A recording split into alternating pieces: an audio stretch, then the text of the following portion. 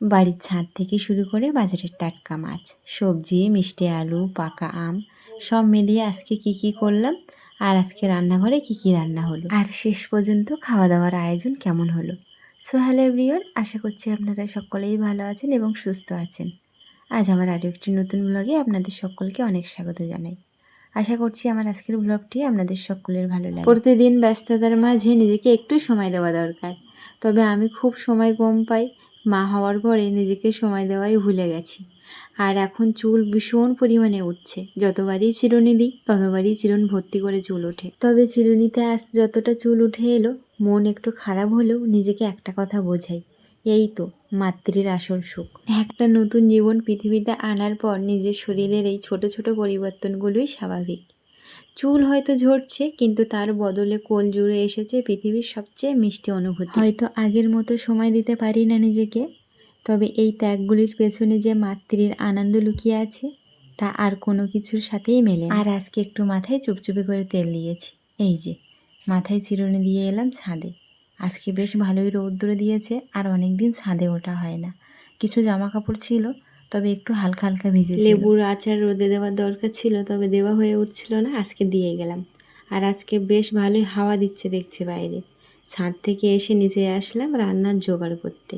ঝিঙে আলু দিয়ে একটা দারুণ রেসিপি। আর এই যে আলু, বাঙালি রান্নাঘরে রাজা বললেও ভুল হবে না। মাছের ঝোল হোক বা নিরামিষ তরকারি, আলু না হলে কি চলবে বলুন। এখনকার দিনে আধুনিক বলতে বেশিরভাগ সবাই ছুরিতে সবজি কাটে। অবশ্য আমাদের গ্রামের দিকে বটি চলে, তবে আমি বটিতেও সবজি কাটতে পারি, আবার ছুরিতেও সবজি কাটতে পারি।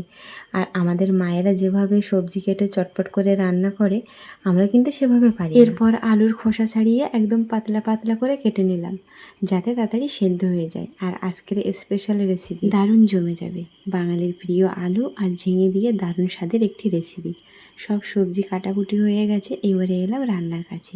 এই মাছগুলো ফ্রিজ থেকে বের করে রেখেছিলাম অনেক আগে, তবে একটাও বরফ ছাড়াইনি, কারণ জল দেওয়া হয়নি। এখানে 2-3 বার জল দিয়ে ধুয়ে নেব, তারপরে মাছগুলো ছাড়িয়ে নেব। আর বেশি মাছ নেব না, 2টো মাছ নিলাম শুধু রাত্রেবেলার জন্য, আর 2টো মাথা নিয়েছি। মাছগুলো এনেছিল একদম টাটকা, তবে ফ্রিজে রাখার পরে আর টাটকা নেই।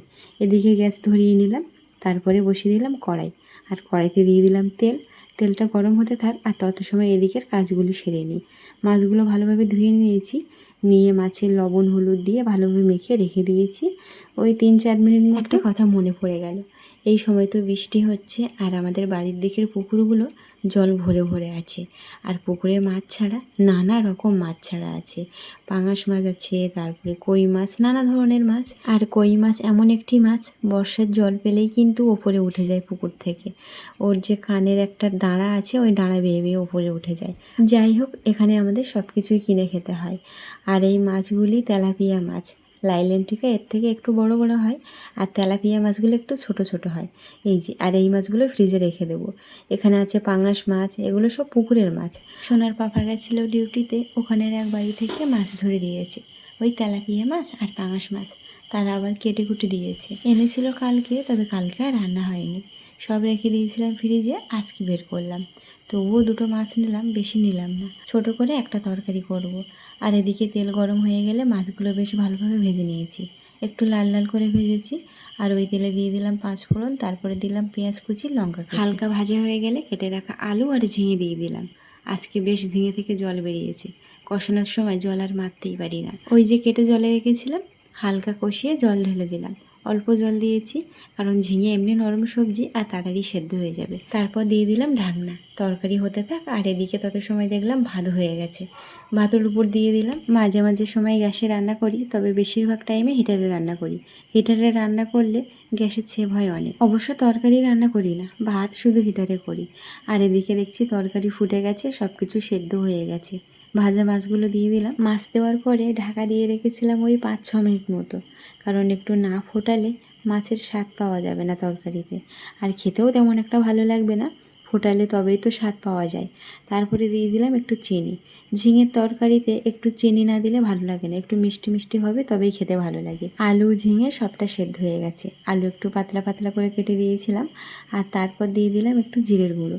আর বেশি সময় ফোটাবো না, ওই 3-4 মিনিট মতো ফোটাবো, তারপরে নামিয়ে নেব। একদম হালকা পাতলা ঝোল, বেশি মশলা না, আর বেশি তেল না, একদম হালকা ঝোল, আর খেতেও দুর্দান্ত হয়েছিল। এমনিতে মাছ টাটকা, তার উপরে পুকুরের এই মাছ দেওয়ার পরে তরকারির স্বাদ আরও বেড়ে গেছে। এই যে রান্নাবান্না সেরে খাওয়ার কাছে চলে এলাম। বেশ ভালোই খিদে পেয়েছে।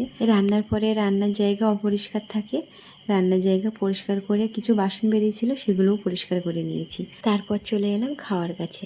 আজকে বেশি কিছু রান্না হয়নি, একটাই তরকারি। ভেবেছিলাম আর একটা কিছু করব, তবে সময় হয়ে ওঠেনি আর বেশ বেলা হয়ে গেছে।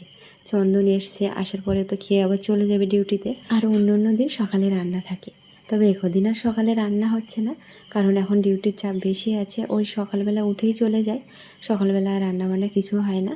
আর শোনার জন্য তো আমি তাড়াতাড়ি রান্না করতেও পারি না, ওই 2টো 1টা বেজে যায় খাওয়া দাওয়া করতে করতে, কখনো 3টেও বেজে যায়। আজকে যেমন বেশ বেলা হয়ে গেছে, তবে টাইম ঠিক মনে নেই। তবে আজকের তরকারিতে তেমন একটা ঝাল হয়নি, ঝাল মাখিয়ে খেতে বেশ ভালো লাগে, তবে এখন ঝাল খাওয়া ছেড়ে দিয়েছি। একটা তরকারি দিয়ে সব ভাত মেখে নিলাম, আর একটা তরকারি দিয়ে আমার মনে হয় বেশ জমিয়ে খাওয়া যায়।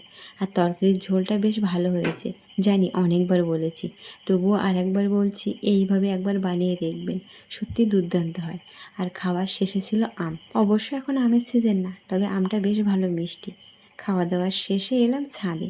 সকালে কিছু কাপড় চোপড় দিয়ে গেছিলাম, সেগুলো সব শুকিয়ে গেছে। ওদিকে সোনাকে একা রেখে এসেছি ঘরে, সোনার পাপা ডিউটিতে চলে গেছে। আর ছাদের জিনিসগুলো না তুললেই নয়, বেলা যে শেষের পথে। আর এই লেবুর আচারগুলো একদিন রোদে দিলে আর দিতে হবে না। তো চলুন আজকের ভিডিওটি এখানেই শেষ করি। সবাই ভালো থাকবেন, সুস্থ থাকবেন। আর আমার ভিডিওটি কেমন লাগলো অবশ্যই কমেন্টে জানাবেন। ভালো লাগলে একটি লাইক করে দেবেন এবং সাবস্ক্রাইব করে দিয়ে আমার ছোট্ট চ্যানেলটির পাশে থাকবেন। আজকের মতো সকলকে টাটা।